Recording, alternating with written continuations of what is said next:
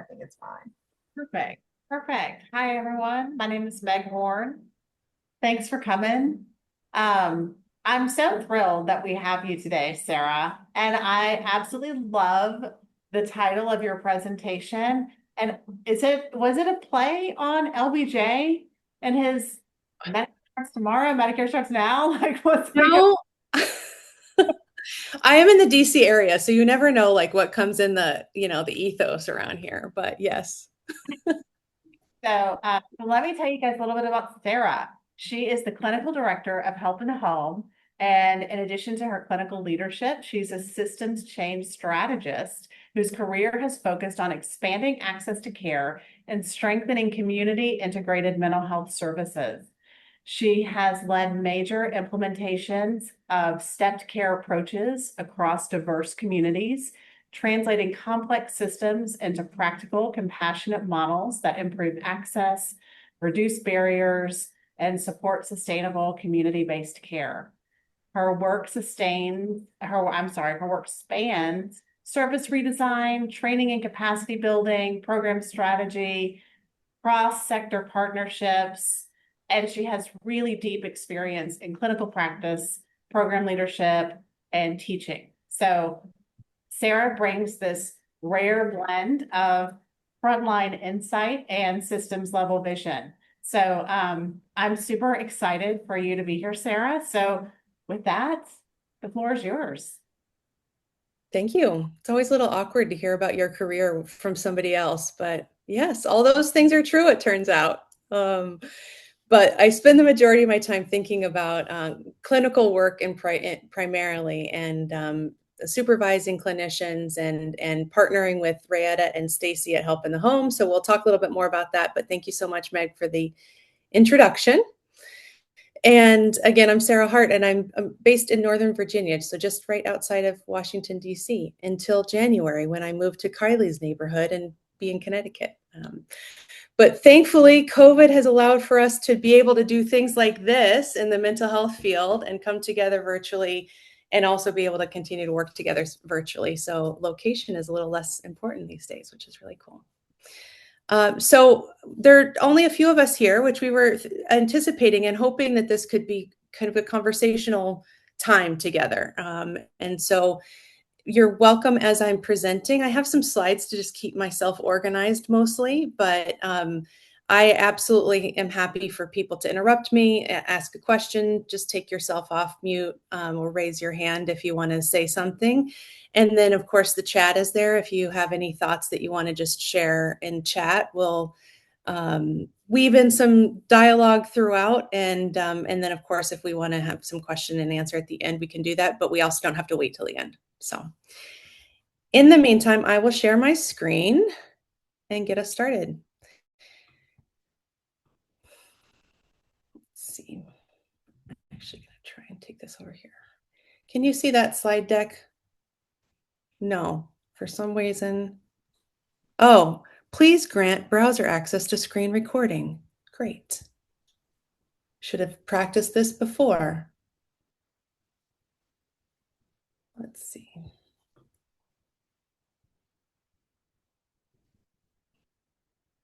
Just a minute.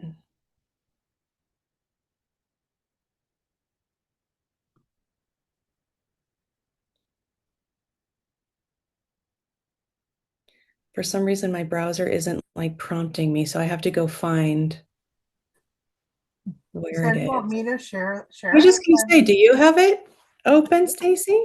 I feel I do. If you do, you can Let be me- my pilot. Absolutely. Then that way I don't have to be clicking buttons and talking at the same time. Let's see if I can figure this out.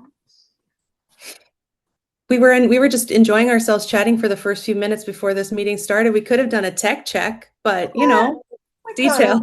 We didn't. But when you're among family, it's like, oh well, we'll just figure it out as we go along, right? Okay, let's see. Are you guys seeing my screen? Oh, there we We go. see it. Yay, So thank exciting. you. So I'll give you a little, Stacy, you can change the slide deck whenever I'm thinking about it. But thank you so much for doing that. So Okay, so you can just go to the next slide because we've already talked about who I am and integration starts now. But basically, hopefully you have all seen our hopes for today, but we want to talk about how to align clinical and community efforts.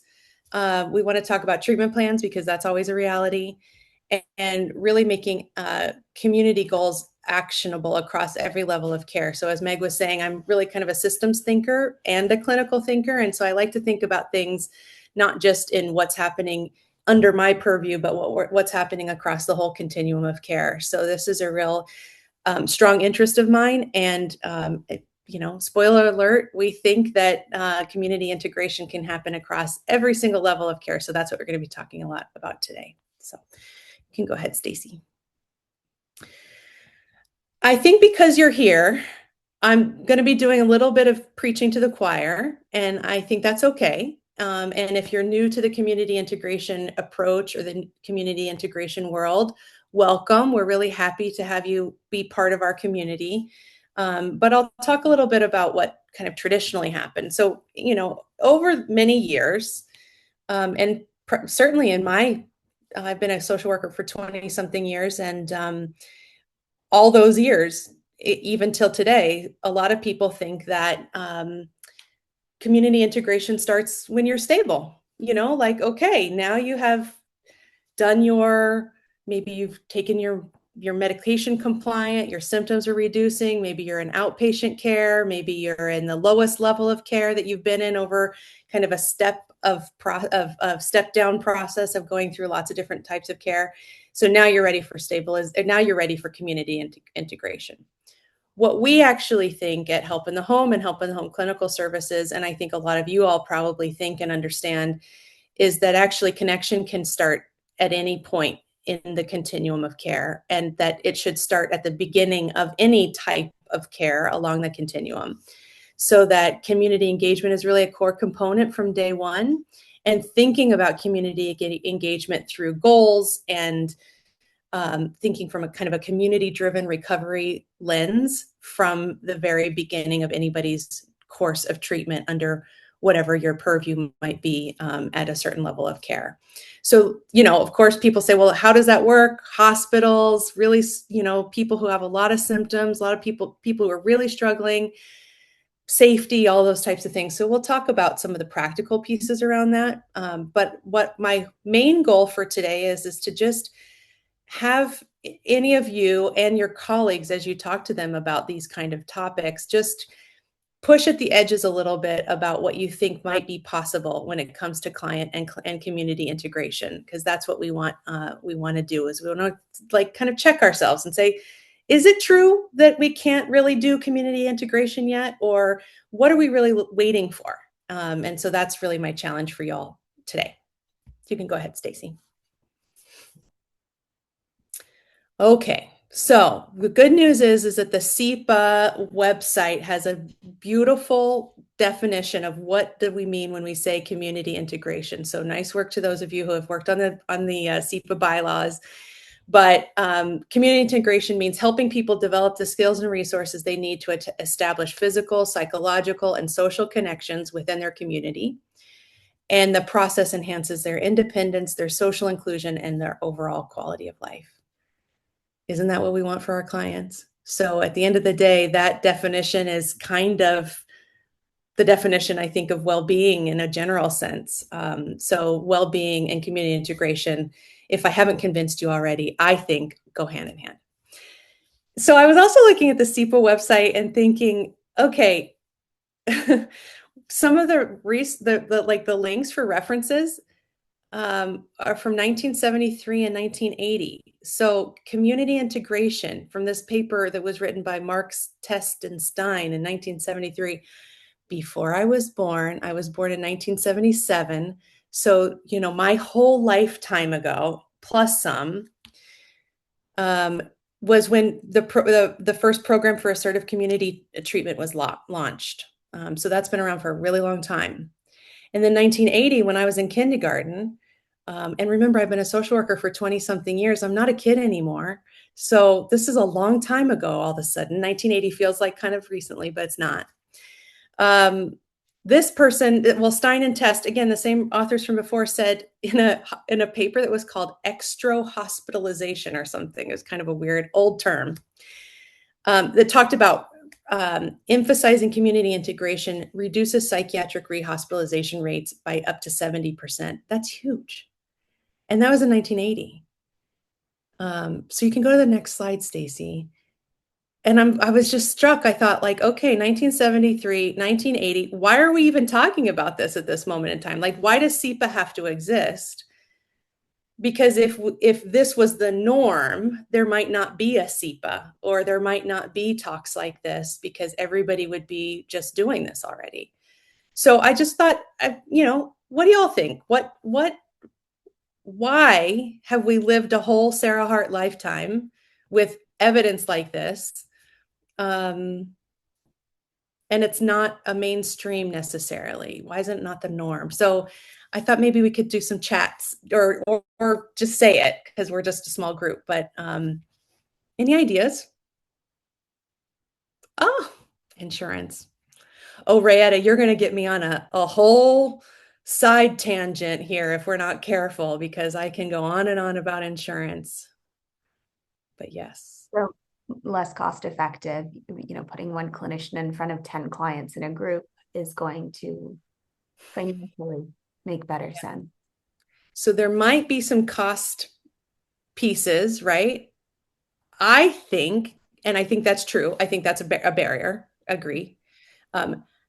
I was thinking about adding a slide at the end, which I didn't, but I'll just fast forward to say, I actually think if we really did the math and the insurance companies were really paying attention, we would think about how much we could prevent other courses of care, like hospital admissions, emergency room visits, and that sort of stuff, and the cost related to that. But yes. Well, Rayette is also, go ahead, Stacy. I was going to say, I see that Rayada's putting in the commercialization of incarceration, and I actually think that's huge, because I think while I agree with you. I think the savings, if we actually could have, community integration paid for, but that's in my mind, that's really kind of like a piece of what it is. It's following who is willing to pay and what does it mean. And actually, I agree with Valerie. Like, community integration is harder to quantify. What does that mean that we're giving to people, and how do we really show this person got this, and that means they're not, I think we can show it, but I agree. I think it doesn't look as, it's not as easy. Yeah.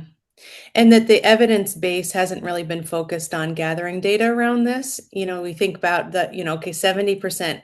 Let's go back and read that paper and figure out how they got to that number, and maybe start asking some of the same kind of questions in our outcome studies or something about how do we measure community integration having an impact.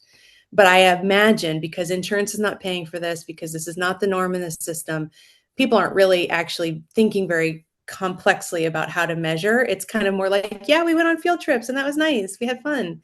But did that actually contribute to the clinical gains that people made during the course of their treatment? If we measured that impact sufficiently, we could make a case, but I think we haven't really been paying attention to that. So, and how do we do it? Like Valerie's saying, like, what, how do you know? Anything else before we move on to the next things? Stigma, lack of understanding of severe mental illness. People don't think about community integration with treatment, like that they're kind of separate. Yeah, I agree with that, Kalisha. Okay. So we know that there are some real barriers, and I think insurance reimbursement is a giant one, and really kind of going across or kind of pushing against the norm or the kind of shared cultural belief that community integration is just kind of a nice add-on or a perk or something fun to do every once in a while. But we're here to argue that it's actually an integral part of treatment. So we'll talk about how to go about doing that and some of the examples that we've come up with at Help in the Home and Help in the Home Clinical Services. Yeah, Valerie, like, it's fun. It's like, I went to I have to not tell too many stories, but my first job in social work was at a high school in LA across the street from the Coliseum. So Aaron, we were neighbors a long time ago. But it was called the Los Angeles Child Guidance Clinic. And I had just graduated from my bachelor's degree with psychology and didn't know what I was going to do. So I went and did an internship at this school. And so I was just a classroom tech. But we used to take field trips with these kids, and we would go to like water parks and stuff, fun stuff like that. And it was great. And we kind of maybe even thought about it was like a break for the staff as much as it was a break for the clients or the students. But it was also really important for a lot of different reasons. Bonding between the staff and the clients or the students in that school, and a lot of other practical skills. So this has been part of my practice since even before I went to social work school. So maybe that's why it comes so naturally to me. I've had the opportunity to practice it. But I'll give you more examples as to what we can actually do. So you can go ahead, Stacy. So we're going to talk about some examples from Help in the Home and Help in the Home Clinical Services. So I thought we should talk about like, who are we, so that you know where these examples come from. So Help in the Home and Help in the Home Help in the Clinical Services are sister organizations, both founded by Stacy, Derek, and Rayetta Michael, who are here today. And what we do is really bridge a gap in care. And that's by providing specialized mental health expertise to help support or provide complex care plans in the community and in a supported living community that is part of the Help in the Home. So Help in the Home is a supported living community. It's in community support offered to the clients, and it's clinical care with a team of therapists and psychiatric providers. And what we think about is that all the work that we do through the supported living community, through in-community support, through clinical care, is that we want to really allow the real world to exist, and kind of be aware that there are barriers to care when people might be institutionalized or not have access to the direct community that they're living in. So what we're doing is we're really addressing the challenges that come up with our clients where they actually happen, which is in the home, in the community, in the grocery store, in the doctor's office, and all of those other places. You can go ahead, Stacy. So this is what it looks like. This is some of the staff, or the majority of the staff at Help in the Home. And I always like to see everybody's smiling faces. So these are folks who do in-community support and also work in the supported living community in Rockville, Maryland. And the supported living community is those townhouses that you see on the bottom right-hand side. And so it's not anything other than regular old townhouses. And it's a really interesting opportunity for people to live either short-term or long-term in the houses together with staff support, lots of care coordination, and the opportunity to have some clinical care in the home and outside of the home. So you can go ahead. So this is what I think is the secret sauce of Help in the Home, and that is a high level of communication. So what we do, our work really focuses on aligning clinical and community teams to make sure that the care teams are all moving in the same direction, that there's no fragmentation or as little fragmentation as possible between the care from everywhere, from involving all the players, from psychiatric providers, from inpatient hospitalization providers and aftercare plans, discharge planning, from family members, siblings, partners and spouses, sometimes kids, all the way through to therapists, case managers, medical providers, and all of that. And so what we really do is try to bring everybody to the table and work really actively from day zero with all of our clients to say who's on these people's teams and how can we get everybody in the same room. And we really actually, if we have a hard time getting a therapist or a psychiatrist on the phone, we're really advocating for that family member, the family or the client, to say to their providers, listen, we need you to be part of this team, because if we're not part of the team, then what are we even doing? Like, how can this care be as comprehensive as a web of support that includes a connection, support of each other and the client, the identified client, and then trusting each other on the team, which is huge. You can go ahead, Stacy.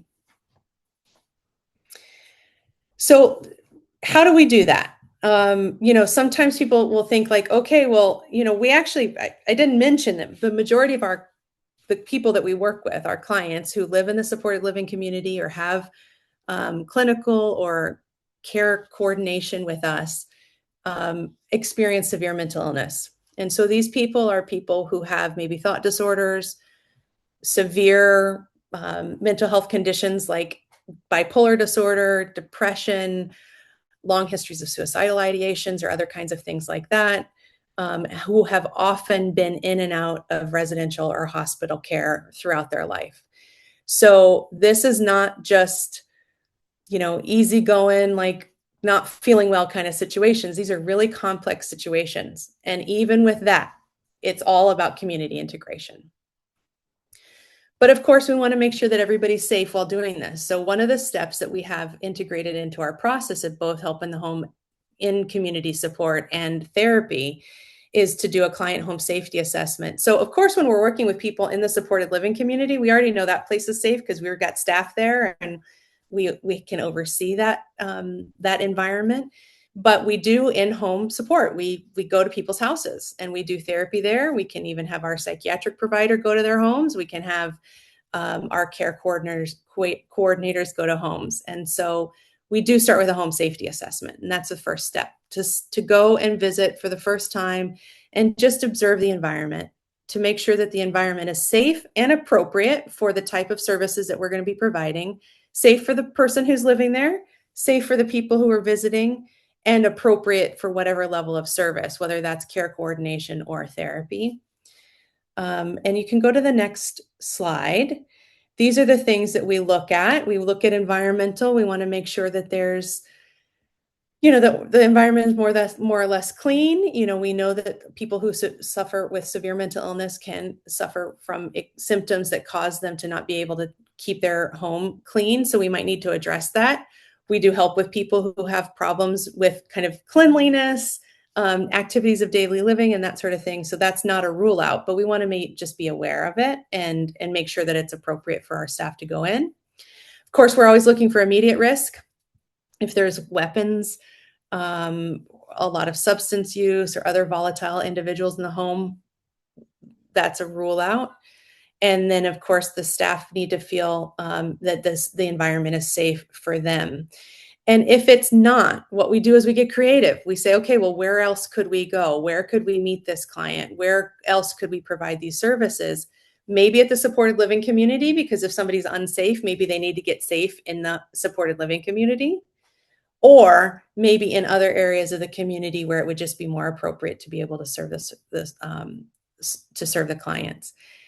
People have asked me, like, how do you determine staff safety? Like, who says what's safe or not? And we've had staff ask us that, like, what about driving in the snow or the ice? Or what about animals in the home? What about cigarette smoking or other nicotine use? Like things like that.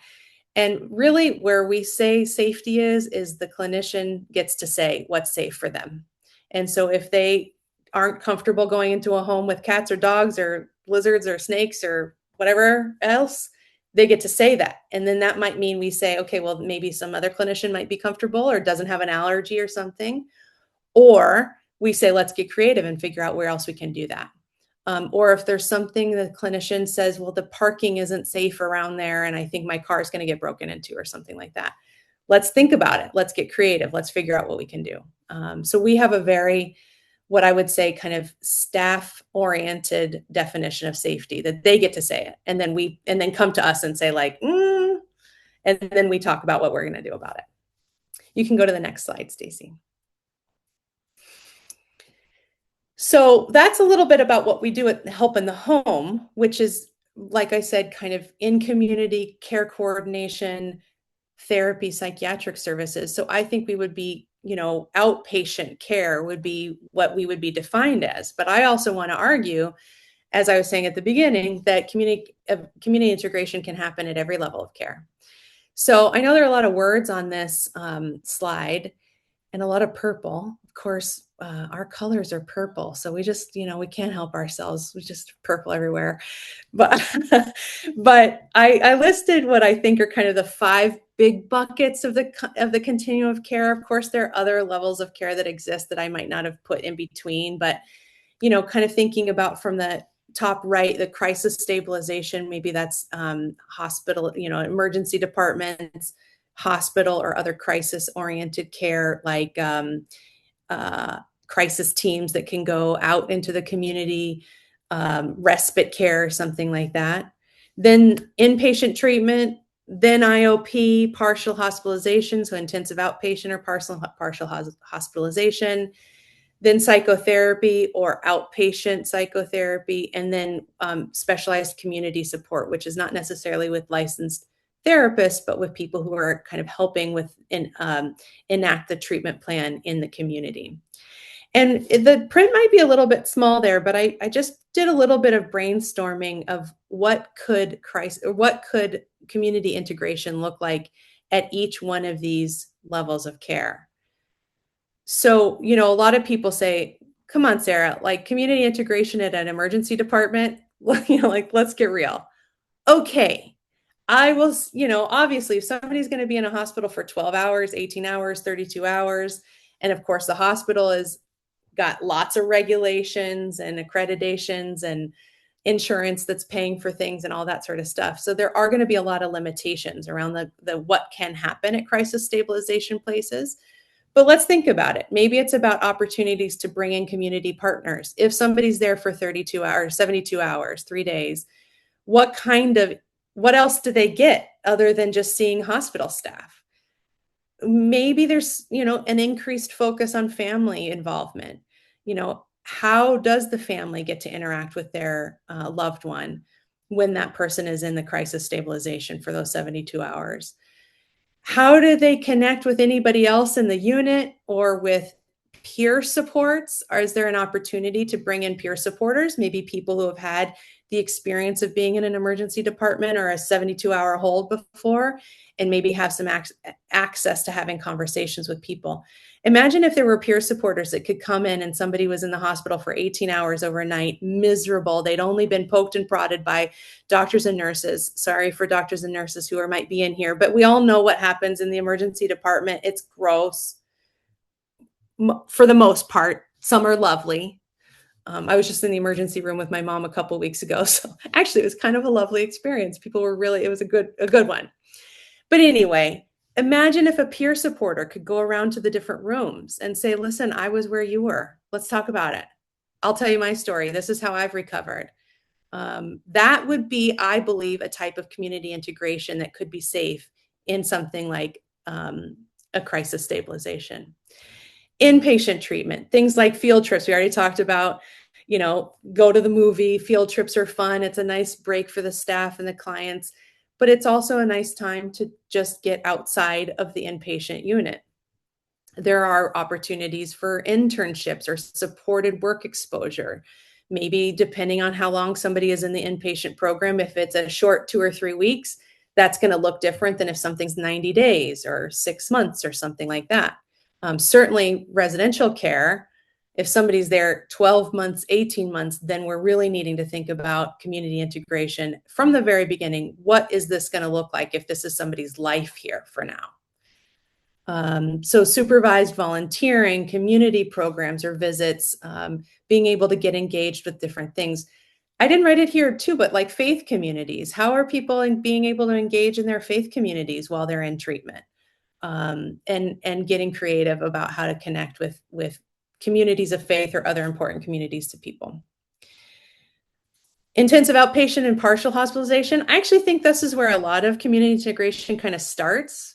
The people are like, okay, you're finished your inpatient, you're stable, maybe you're taking your meds, you still have some work to do, but now if you're okay enough to be home and just come to an IOP or a PHP, then, we can trust you to go out into the real world and start thinking about work, school, all the other life stuff. So I think it's more important to get creative at crisis stabilization and inpatient treatment than it is IOP. I've worked at a lot of IOPs and partial hospitalizations, and there have always been some kind of community integration. If it's an addiction treatment center, are we taking people to AA or NA meetings? How is family involved? Again, what kind of opportunities are there for people to think about like life, like work, school, other ways of building meaning in their life outside of the struggles that they've been experiencing? So hopefully this is not the first time people are experiencing community integration. If we start moving back the opportunity for community integration into more higher levels of care. Psychotherapy, you know, it's an interesting thing because there's a lot of community integration that happens at IOP and PHP, and then people go right back into a psychotherapy room once they're like doing outpatient therapy when they've finished their care. And they have their 45-minute or 50-minute session in a clinical room that probably looks a lot like my office with a couch and some cozy chairs, soft lighting, you know, the therapy office. And they go there for 45 minutes or 50 minutes an hour and talk about life. And that's about it. But why do we stop thinking about community integration when we move into psychotherapy? There are lots of ways that community integration can happen in psychotherapy. So walk and talk therapy is getting more and more popular. We do in-home therapy, like I was saying, and some people do. Changing locations, maybe just, you know, maybe there is an office that you start at, but maybe thinking about meeting in some other places and getting creative about what those locations could be. It's not like you have to ask somebody to commit to meeting at the basketball court for their therapy sessions every single week, but thinking about it and thinking about ways that that could come into their psychotherapy support.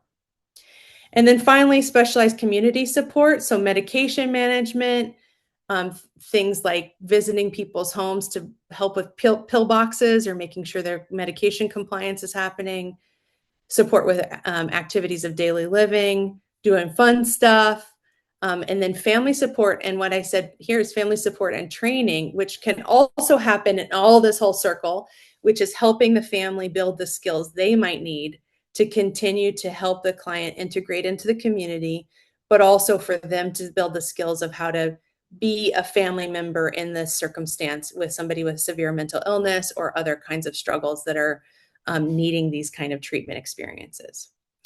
So I saw, Kalisha, your note in the chat about ACT, a assertive community treatment team, and adding peer support, which is beautiful. And yeah, crisis stabilization is a time only about medication adjustment and reassessing the clients.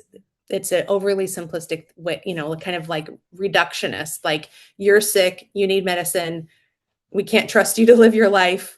We need to contain you. And, you know, that's all we're working at. Right. And nothing else is ever thought about during that time. Yeah. I mean, like you're kind of like dehumanized during that time, a lot of the time. Right. And that's why people talk about going to the emergency room as sometimes traumatic. Again, not trying to like, you know, talk bad about our peers in the emergency department, but they're under a lot of pressure and a lot of rules and regulations about what they can and can't do. And that unfortunately causes care to not be caring sometimes. But these are things that I just thought about as I was writing the slide, to be perfectly honest. I was like, let me brainstorm by myself. But I thought, what's missing as you're listening to this? Like, do you work in one of these levels? Like you're saying, Kalisha, like your experiences with ACT. Are there other things that I should have put on this list or that we can just kind of brainstorm together? What other kind of community integration things have you seen at different levels of care? Anybody done anything really creative? Pro tips for the rest of the group? Feel free to just take yourself off mic and say anything. Or put it in the chat.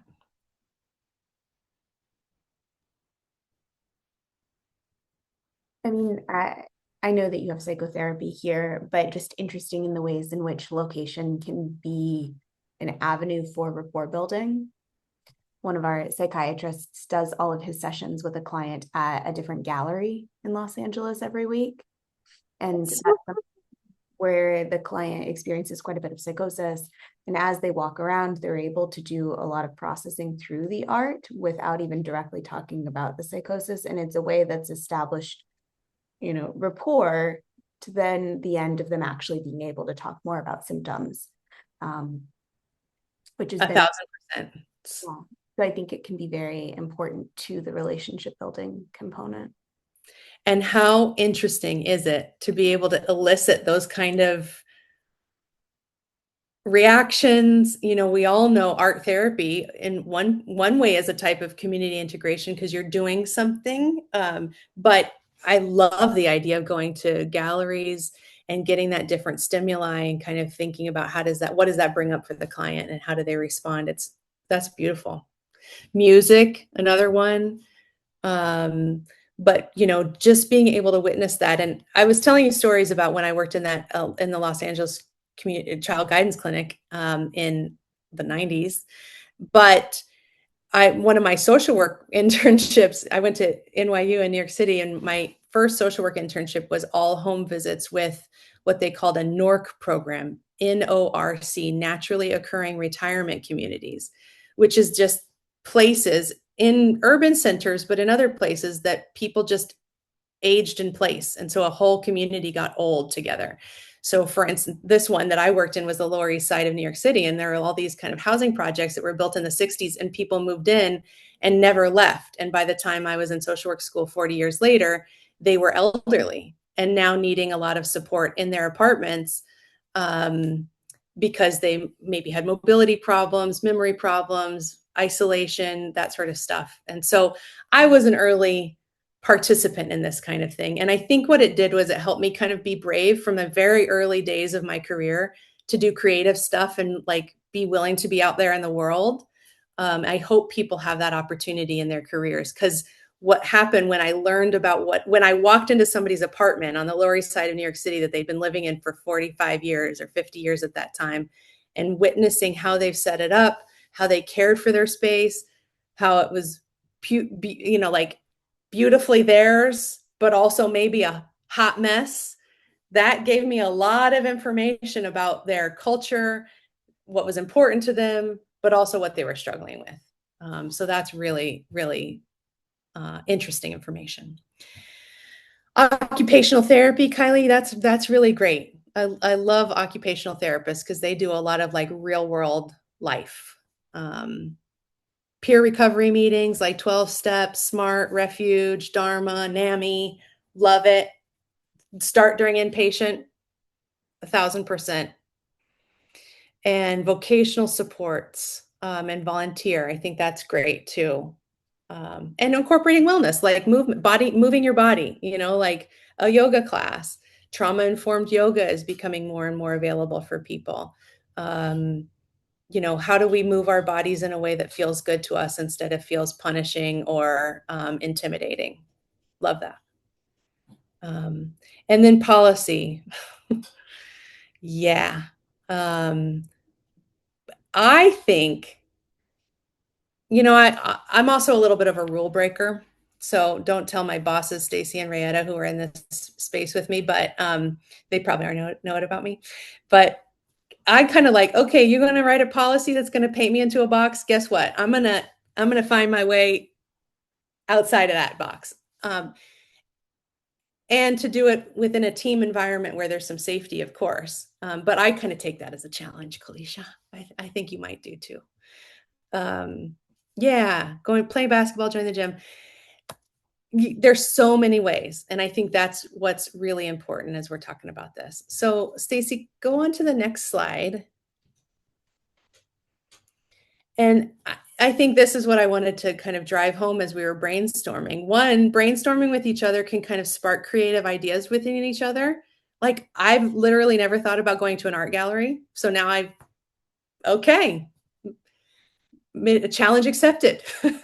How cool would that be? And, you know, in Washington, D.C., where we are, there happen to be a lot of really incredible ones. So let's do that.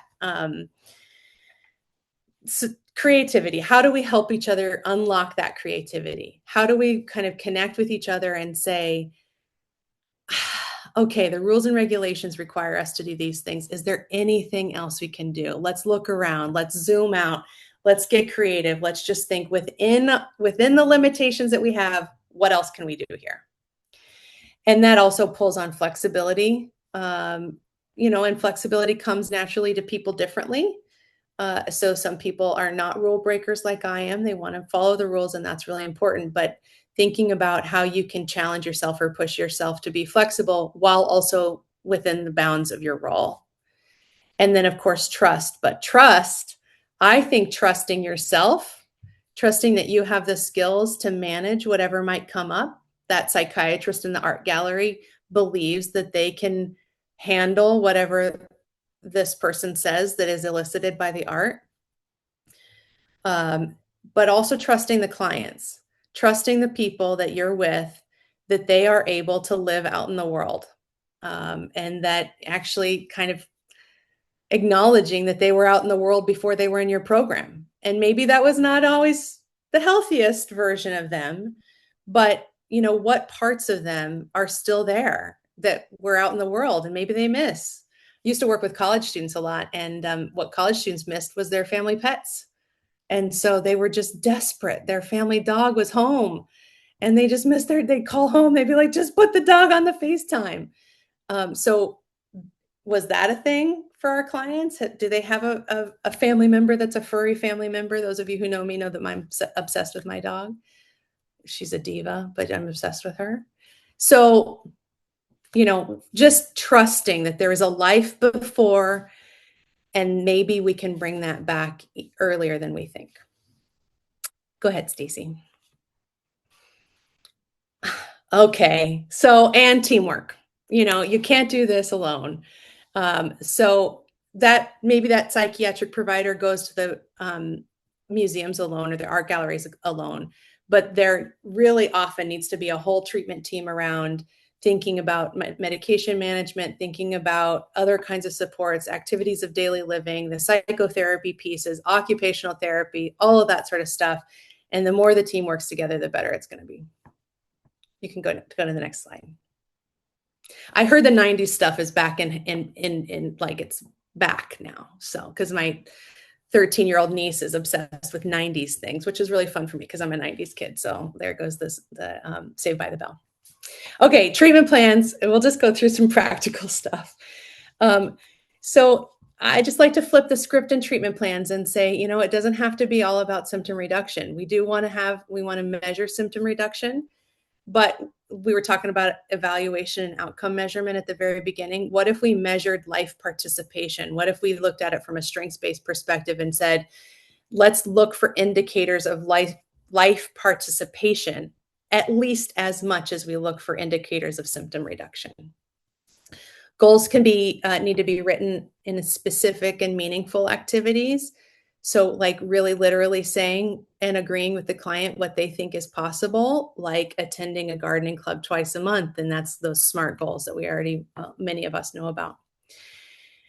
And that we know treatment plans should be living documents. They often are kind of like a pain and just a thing we have to do. But what if we actually use them for like reflecting what we really do with the clients? And so if it's not working, the goal that we all thought was going to work, it's not working. Let's pivot. Let's be flexible. Let's just because it's on the treatment plan doesn't mean we have to stay stuck on that. Let's just update the plan and maybe move back a little bit and say, okay, if we can't do the gardening club twice a month, what can we do? Maybe it's working on growing a plant on the windowsill. I don't know.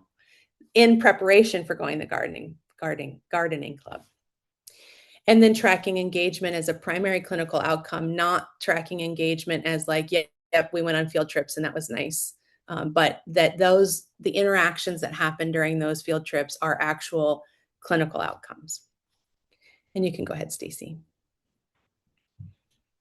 So some more just information about being specific. This scaffolding support, I think, is really important. If we think about people might need a lot of support at the beginning and then pulling back the support and testing how they can do on their own. So I have some case examples that I'll kind of rush through, but one of them is a 13-year-old. And the idea was going to get pizza. And at first, maybe the clinician was like ordering the pizza with the client. But then maybe as they got more comfortable in a pizza place, then they saw the clinician order pizza a few times and figured out how that worked. Then maybe they order, but the clinician's standing right next to them. And then maybe after a few times like that, then the clinician stands by the door and the kid goes in and orders pizza for both of them on their own. So it's about scaffolding and responding to the needs that people need or have in real time. Involving their network, their family members, their friends, their community supports, and then thinking about barriers like, is transportation a barrier? Do we need to practice that? What kind of emotion management skills, anxiety, other kinds of panic, those types of things? How do we manage those things if they come up in the community? And social scripts are also really, really helpful to just say, like, what would you say if somebody says this to you? What's your answer to, hey, how are you today? When the person at the coffee shop's like, what you up to today? What are you going to say? Because they might say that. And then you're going to be like, and then that's going to feel uncomfortable. So let's plan ahead and think about what I like to say, like pocket phrases, things that you can just pull out of the pocket and be like, oh, I don't know what I'm doing. How about you? And then you don't have to say anything, and then you can move on, get your coffee. So if I haven't already convinced you, what I want you to know is that this is about sustainable recovery. It's about a recovery model of treatment. It's about making sure that we're thinking about recovery in every level of care, which means reduced fragmentation, actual better continuity between all the layers, all the levels of care, and real world resilience, which means that people are responding to real world stimuli and not just kind of like artificial stimuli. And people sometimes respond better to real world stimuli than they do to artificial stimuli. So sometimes it makes treatment easier to do it out in the real world. Thanks, Kalisha, for your comment about the meeting act teams and all sorts of play, like literally meeting them where they are. And this case example, the person who is providing it to me said, like, and also you don't have to wear like regular clothes. You can wear pajamas as long as you have your body covered in an appropriate way. I don't care what you're wearing. I will see you at the coffee shop in pajamas. It's fine. Who cares, right? If it gets them the services that they need. And I think the last slide is really just kind of something for you to think about, that community is a way of being together, related to the sustainability and the quality of human life. And so if we want to think about our clients being well, if that's our goal, then how can we do that without community? So I think I have 5 minutes, but probably people also have to go to a thing on the hour. So I don't want to keep you all the way to the hour. But if there's any questions or thoughts, reactions that we can talk through as a group. Any challenges? People are like, I work at a hospital. Good luck, Sarah. Must be nice working at Help in the Home. That's okay. You can say that. I mean, I think for me, I actually just really like seeing all the different sort of examples that other people were providing, because I feel like that's a thing that's helpful. Is I think we all are doing community integration in different ways, and I think that's so important that there's all these different ways to do it. But it's so nice to see all the options too. Yeah. And we kind of get in a rut, right? Like we do our things, our version. So being able to hear, like, say, like, what do you do? And how do you make that work? I think is huge.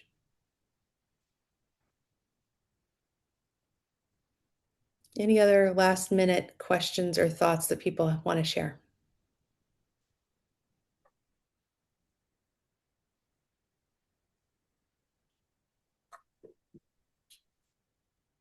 Just really quickly speaking about like just kind of brainstorming.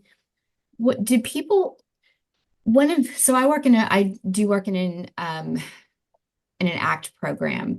So but interestingly, one of the pushbacks that I get and frankly got with a client earlier today is, what are y'all doing with folks who have avoidant traits, avoidant characteristics, where I am literally like trying to find a way to drag you out of your apartment?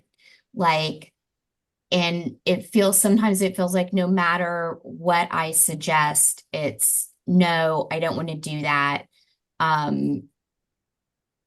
what are some things maybe that you guys have had success with as like incentives or things that you're using to get, like, this is where like I'm completely convinced in community integration. It's my client sometimes it isn't. Yeah.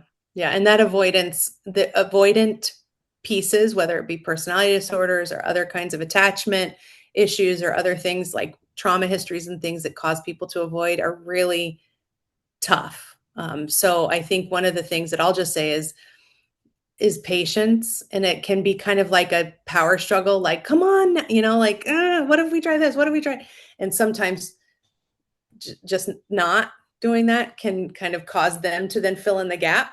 Like, what, so if we let down our end of the power struggle, sometimes they surprise us about what they'll do. But what do other people think about that? Any other ideas about that? I mean, I know for me, there have been times where if a client's not wanting to do something, it's to kind of get it back to just connecting with them. Okay, Mhm. well, you don't want to leave, you don't want to go there. Can we sit on your sofa and have a cup of coffee? Can we just be connected in any way that's possible? Just so they're seeing that, it really is like, yes, there's a box I want to check or whatever, but really there's not. I want to spend time with you because that's what I want to be doing right now. And Mm, maybe that's the value for the moment, is like, how do we just connect in that way? yeah. And this is another challenging one because, of course, we often have like metrics we have to meet and reports we have to write and notes we have to write and all that kind of stuff. But sometimes just really allowing it to be the client's pace. And I'm a little impatient. So I'm like, come on now, like, ah. So sometimes it's really slowing down and saying, like, what are the like eighth of a step towards this instead of the step? Is there any little tiny bits that we can do? I mean, it makes me think, actually, years ago we had a client who was having a hard time, and we actually did a consultation with Ross Allenhorn, and he was like, well, any way that you can connect. And we kept stepping it back and we weren't connecting. So I mean, I remember finally just sitting on his floor in his bedroom, and like that was it. Like, he wasn't even getting out of bed, but I was just like, I just want to sit here with you. Like, is that, and he was like, yes, you can sit there. I would love to have you sit there. So I was like, great, I will sit on the floor, moved some of the stuff away, and that was really kind of the start of it. Mm-hmm.